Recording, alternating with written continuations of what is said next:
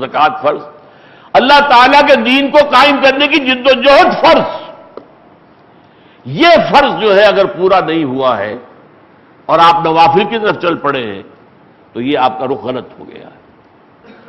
آپ اللہ کے دین کو قائم کرنے کے لیے تن من دھن لگائیں، اس میں استقامت، یہ جو سلوک ہے تقرب بالفرائض، اس میں اصل کرامت کیا ہے؟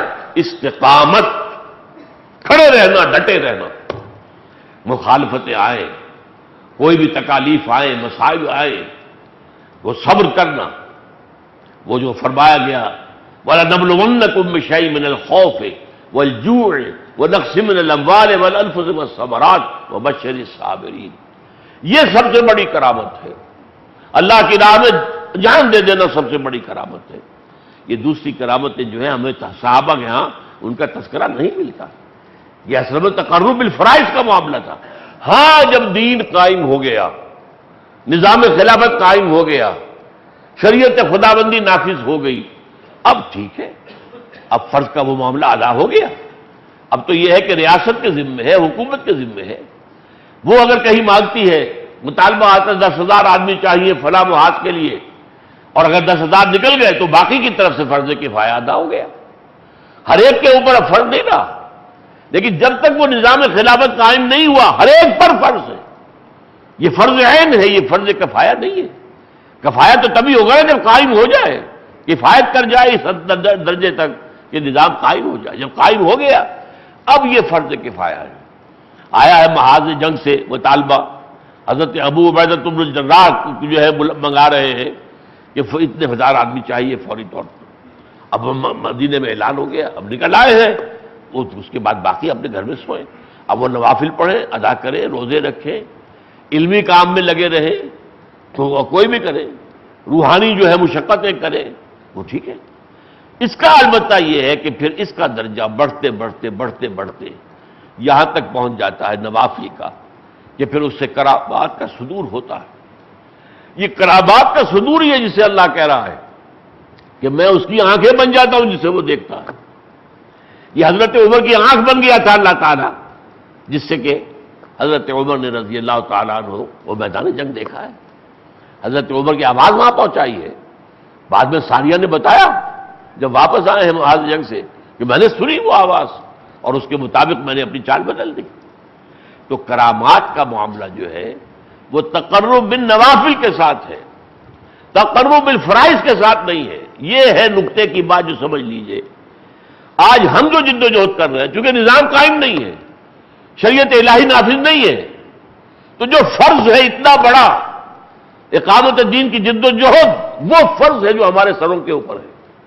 جب تک وہ فرض پورا نہیں ہوتا تو ہمارا تقرب الہی کا ذریعہ یہی ہے، اللہ تعالیٰ کی دین کی دعوت اور اللہ کے دین کو قائم کرنے کی جد و جہد، اس میں تن من دھن لگا دینا۔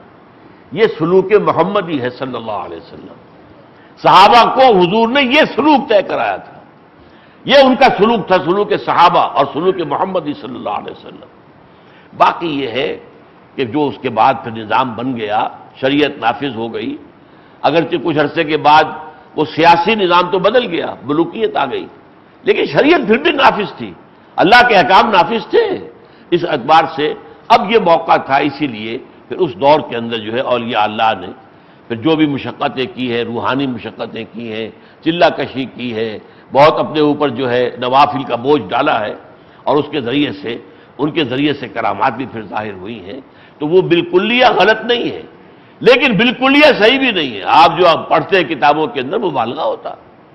آپ کو اگر کسی سے محبت ہو جائے، آپ اس کی محبت میں اس کی تعریف کے اندر مبالغہ کرنے لگیں گے۔ کسی سے آپ کو کوئی قد ہو جائے، دشمنی ہو جائے، تو پھر آپ کو اس کی برائی ہی برائی نظر آئے گی، خیر نظر نہیں آئے گا۔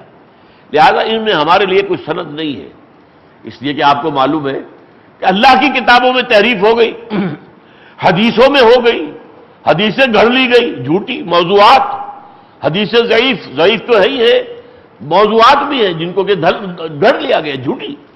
تو ظاہر بات ہے ان کتابوں میں جو تصوف سے متعلق ہے تحریف کیوں نہیں ہوئی ہوگی؟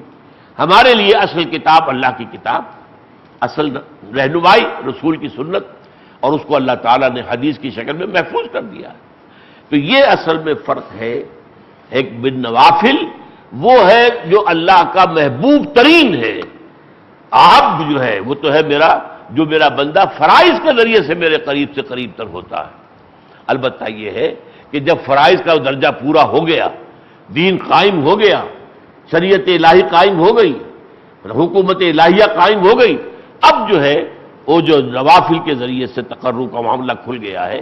اور اس میں یہ ہے کہ انسان بلند ترین مقام تک پہنچ کر اس انتہا تک بھی، جس کی اب ہم تعبیر نہیں کر سکتے کہ اس کا مطلب کیا ہے، کہ اللہ تعالیٰ انسان کا ہاتھ بن جاتا. بس یہاں بھی وہی ہے کہ الفاظ کو مانیں گے ہم، حدیث صحیح ہے، بخاری کی حدیث مانیں گے، البتہ اس کی کیفیت کی تفصیل میں جانے سے فتنہ پیدا ہوگا. اللہ انسان کا ہاتھ بن جاتا ہے، پاؤں بن جاتا ہے. ہمارے تصور سے ماورا ہے یہ بات، لیکن حدیث بخاری کی ہے. اللہ تعالی ہمیں اس معاملے میں بھی کہ تصوف نہ تو کل کا کل غلط ہے، نہ کل کا کل صحیح ہے. ہاں اس کے اندر درمیانی راستہ، اور اس میں دو راستے جو ہیں، تقرب بالفرائض، تقرب بالنوافل. اور حضور کا یہ قول، اور یہ قول اللہ کا ہے، قول یہ حدیث قدسی ہے کہ جو سب سے زیادہ محبوب ہے وہ تقرب بالفرائض ہے. البتہ تقرب بالنوافل کا درجہ بلند ہو جاتا ہے، لیکن یہ کہ اس کا تو موقع ہی تب آئے گا جبکہ فرائض کا درجہ پورا ہو چکا ہو، اس سے پہلے تو نہیں آئے گا. لہذا جب تک اقامت دین ہو نہیں جاتی بالفعل، تقرب بالنوافل کا کوئی موقع نہیں ہے. اقول قولی ھذا واستغفر اللہ لی ولکم ولسائر المسلمین والمسلمات.